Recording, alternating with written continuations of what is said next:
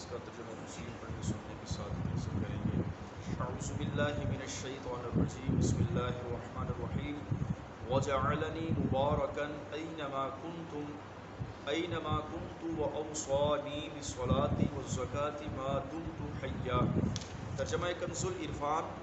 اور اس نے مجھے مبارک بنایا، خواہ میں کہیں بھی ہوں، اس نے مجھے نماز اور زکوٰۃ کی تاکید فرمائی جب تک میں زندہ رہوں۔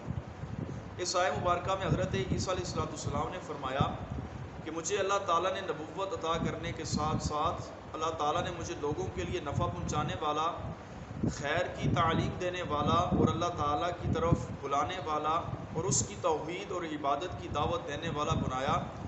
خواہ میں کہیں بھی ہوں، جب تک میں زمین پر زندہ رہوں تب تک اس نے مجھے نماز کا مکلف ہونے پر اور اسے قائم کرنے اور زکوٰۃ کے قابل مال ہونے کی صورت میں اس زکوٰۃ کو ادا کرنے کا حکم ارشاد فرمایا۔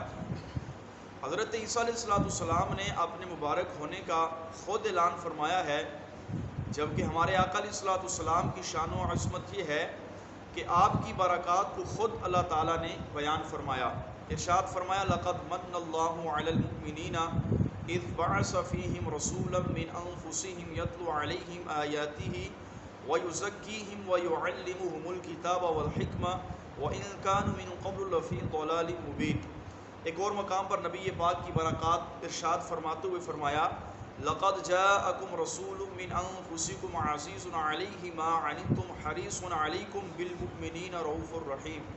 اور ایک اور مقام پر نبی پاک کی برکات کو اللہ تعالی نے ارشاد فرمایا، وَمَا أَرْسَلْنَا مِن رَّسُولٍ إِلَّا لِيُطَاعَ بِإِذْنِ اللَّهِ وَلَوْ أَنَّهُمْ إِذ ظَلَمُوا أَنفُسَهُمْ جاءوك فاستغفروا الله واستغفر لهم الرسول لوجدوا الله توابا رحیما۔ اور اسی طرح نبی پاک علیہ السلام کی امت پر رحمت اور شفقت کی انتہا اور اللہ تعالیٰ کی وحدانیت اور عبادت کی دعوت دینے کا جذبہ بھی ایسا تھا کہ اللہ تعالیٰ نے اپنے محبوب کو تسلی دیتے ہوئے ارشاد فرمایا، فَلَعَلَّكَ بَاخِعٌ نَفْسَكَ عَلَىٰ آثَارِهِمْ إِن لَّمْ يُؤْمِنُوا بِهَٰذَا الْحَدِيثِ أَسَفًا۔ کہ اگر وہ اس بات پر ایمان نہ لائیں تو ہو سکتا ہے کہ تم ان کے پیچھے غم کے مارے اپنی جان کو ختم کر دو۔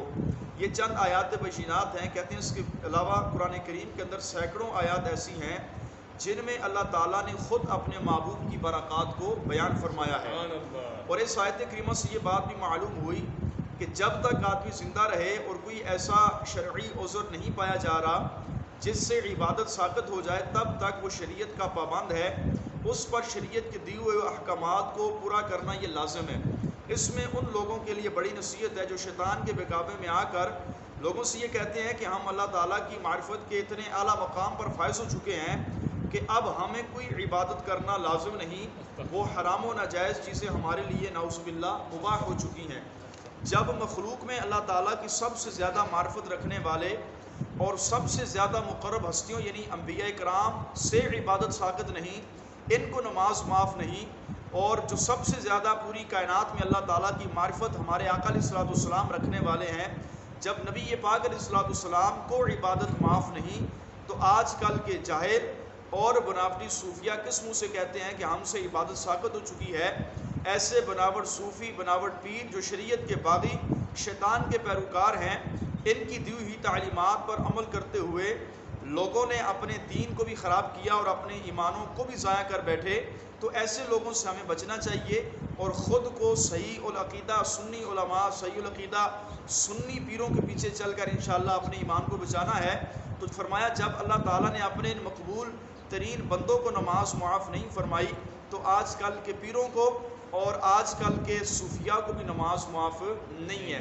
حضور غوث اعظم شیخ عبد القادر جیلانی رضی اللہ تعالی عنہ کے بارے میں فرمایا گیا کہ ایک بار شیطان آپ کے سامنے آیا اور کہنے لگا، عبد القادر تو نے میری بہت زیادہ عبادت کی ہے، میں تیرا رب ہوں، آج تجھے عبادت کرنا معاف ہو گیا، تیرے لیے شریعت کے لیے کی حرام کردہ چیزیں میں نے حلال کر دیں۔ تو حضور غوث اعظم شیخ عبد القادر جیلانی رضی اللہ تعالی عنہ نے جب یہ جملہ سنا تو آپ نے فرمایا، لا حول ولا قوۃ الا باللہ العلی العظیم، کہ جب نماز امام الانبیاء کو معاف نہیں ہوئی تو عبد القادر کو بھی معاف نہیں ہے۔ آپ نے فرمایا تو مجھے شیطان لگتا ہے۔ اور پھر شیطان نے حضور غوث اعظم پر دوسرا حملہ کیا اور کہنے لگا، عبد القادر تجھے تیرے علم نے بچا لیا۔ آپ نے پھر لا حول ولا قوۃ الا باللہ پڑھا اور ارشاد فرمایا کہ مجھے تیرے شر سے میرے علم نے نہیں بلکہ میرے رب کے فضل نے بچایا ہے۔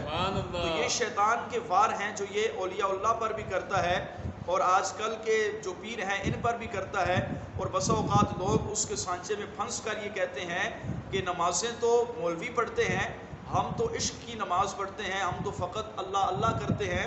تو عشق کی نماز کے ساتھ ساتھ حقیقی معنوں میں بھی نماز پڑھنی پڑے گی۔ اللہ تعالی ہم سب کو شریعت مطالعہ کے احکامات پر عمل کی توفیق عطا فرمائے، آمین بجاہ النبی الکریم صلی اللہ علیہ وسلم۔